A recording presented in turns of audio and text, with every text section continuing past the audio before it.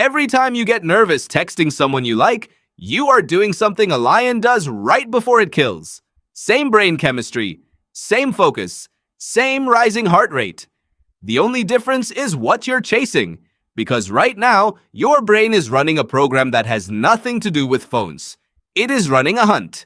2 million years ago, your ancestors didn't chase prey with weapons alone. They chased it with patience, timing, and read. They watched for a flinch. They waited for the right moment to close the distance. And when it came to finding a mate, they used the exact same circuitry. You think flirting is charm? It is not charm. It is tracking. Here's what nobody tells you about attraction. The parts of your brain that light up when you're interested in someone are almost identical to the parts that light up during a hunt. Anticipation. Focus narrowing to a single target. A reward system that fires not when you get the thing, but when you get closer to it. Anthropologist Helen Fisher spent years scanning the brains of people newly in love. She found the dopamine pathways lighting up were the same reward circuits activated by pursuit and craving, the very system that once rewarded a hunter for closing in on prey.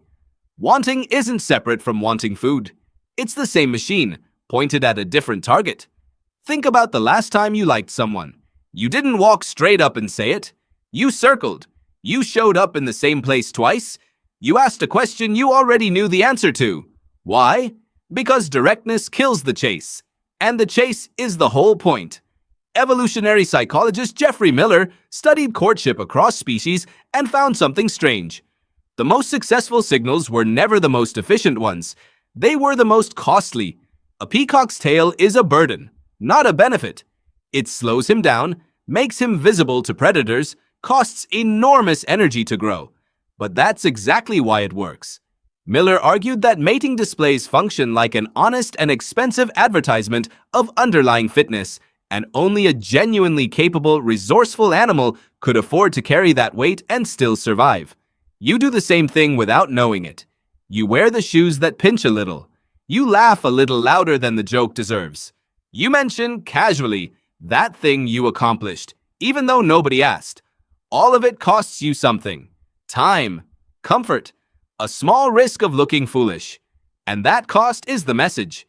It says, I have enough spare capacity to waste some of it on you. This is where the hunting parallel gets uncomfortable, because a hunt requires two things: a hunter who reads signals, and prey that leaves them. Ancient humans tracking an animal didn't just follow footprints. They read broken branches, disturbed dust, the angle of bent grass. They built a picture of another creature's intentions from fragments. Now think about the last conversation where someone left you hanging on purpose. A slow reply. A message that ends in a question instead of a statement. A photo posted, then quietly deleted an hour later. You noticed all of it. You built a theory from the fragments. That is not romance. That is tracking behavior, running on hardware built for a much older forest. Biological anthropologist Blaffer Hrdy studied primate mating strategies for decades and found that female primates were rarely passive participants waiting to be chosen. They actively managed multiple potential partners, extracting resources and protection from several males at once through carefully controlled attention. In other words, the prey in this hunt has never been passive. It has always been choosing exactly how much to reveal and when. Which means flirting was never one-directional. It was two hunters, tracking each other, each one leaving just enough sign to keep the other moving forward. Here's the part that should stop you. You feel this most intensely not when someone is fully available, but when they're almost available. A little uncertain, a little unclear. Modern dating apps didn't invent this feeling. They just industrialized it. Every unanswered message triggers the same ancient alert your ancestors felt when tracking wounded prey through dense brush, when the trail went cold for a moment and then picked up again. Uncertainty doesn't repel your attention, it sharpens it. That's why the person who replies instantly, who says exactly what they mean, who removes all ambiguity, often feels less exciting, even when they're a better match. Your brain isn't built to reward certainty. It's built to reward the close. So what happens once the pursuit ends? Something strange.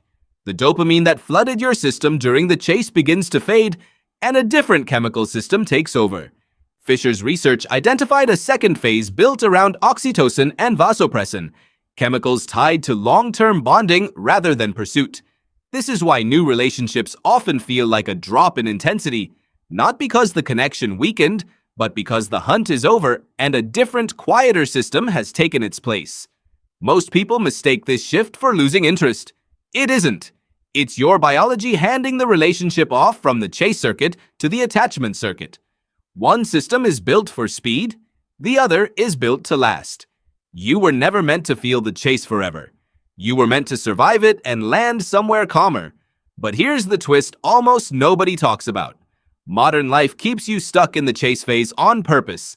Every swipe, every notification, every unread message is engineered to mimic the uncertainty of a live hunt. Not because tech companies studied anthropology, but because they studied you, and you happen to run on 2 million-year-old software. Variable rewards, unclear outcomes, the possibility of connection just out of reach. That's not a dating app feature. That's a snare, built from the exact material your ancestors used to build their own. Which raises the real question. If your ancestors used this system to find one partner and build a life, and you're using the same system dozens of times a day with no resolution at all, what is it doing to you? Anthropologists studying small-scale societies have noted something telling. In these groups, courtship was intense but brief, resolving within weeks into either partnership or clear rejection. The chase had an ending. Your version doesn't. You can be in pursuit mode for months without ever finding out whether the trail leads anywhere at all. That's not romance. That's a hunt with no forest edge, no clearing, no resolution, just an endless tree line. So the next time your heart rate spikes over 3 dots on a screen, you can call it nerves. Or you can call it what it actually is. The oldest tracking instinct your species ever built, activated by a target it was never designed to chase forever. Consider how a hunt actually unfolds. It is not a straight line from spotting an animal to catching it. It is a sequence of small decisions, each one revealing information, each one narrowing the odds. Approach a little. Stop. Watch how the animal responds. Approach again. A skilled hunter never rushes the final distance, because rushing spooks the target and ends the hunt before it begins. Patience isn't a virtue here. It's a technique. Now watch how you actually behave around someone you like. You don't say everything you feel in the first message. You hold something back. You wait a beat before responding, not because you're busy, but because responding too fast reveals too much too soon. You are, without ever naming it, running the exact same technique. Approach. Stop. Read the response. Approach again. Psychologist Robert Trivers, whose work laid much of the foundation for modern evolutionary psychology, described how males and females across species face different costs and risks when investing in reproduction, which shapes wildly different mating strategies between the sexes. That difference in investment is part of why the hunt looks asymmetrical even today. One side often signals abundance and low cost. The other side often signals selectivity and high standards. Neither is more calculating than the other. They are simply running different survival math, inherited from ancestors who face different consequences for getting it wrong. This shows up in places you'd never expect to find ancient hunting logic. The way a person angles their body towards someone they like, feet pointed at the target even while their face pretends to look elsewhere. The way attention flickers toward a doorway every time it opens, a low-level scan running constantly, exactly the way a hunter's eyes never fully rest, always sweeping the tree line for movement. You call it a crush. It is a low hum of vigilance your body refuses to turn off. And then there's the moment of contact. Not the touch itself, but the half-second before it. The pause. The almost. Researchers who study courtship behavior have long noted that the anticipation of contact often produces a stronger physiological response than contact itself. Your ancestors felt this exact spike the instant before a spear left their hand, the instant before an animal either bolted or didn't. The nervous system does not distinguish between the two kinds of almost. It fires the same alarm either way because the outcome was always about to be decided in the next half-second. And for 2 million years, that half-second mattered more than almost any other moment in the day. This is also why rejection feels less like disappointment and more like injury. A missed hunt in the ancient world wasn't a minor setback. It could mean a hungry night, a wasted day, a real cost measured in calories and safety. Your brain still treats social rejection with that same weight, flooding the same threat circuits used for physical danger. Neuroscientific research on social rejection has found it activates regions of the brain overlapping with those involved in physical pain. You are not being dramatic when a rejection stings for days. You are running an alarm system built for a world where failing to secure resources or partnership carried real, physical consequences. Now think about why some pursuits feel unforgettable and others fade instantly. The ones that stay with you almost always share one feature: uncertainty resolved late. A yes that took time to arrive.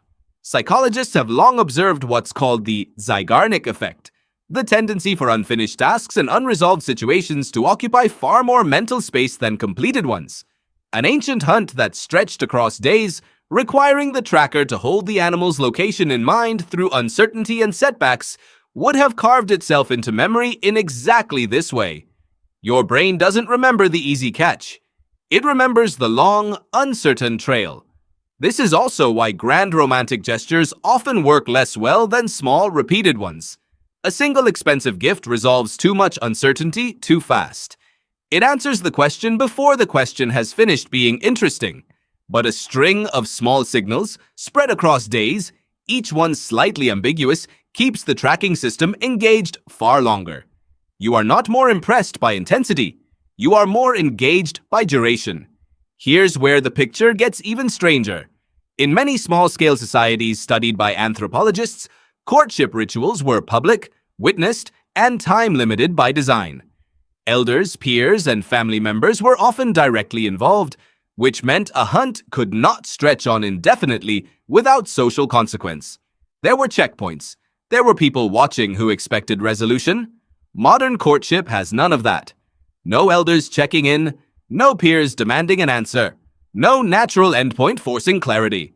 The tracking instinct that once operated inside a tight social structure, with built-in deadlines and witnesses, now operates in an open field with no fences at all.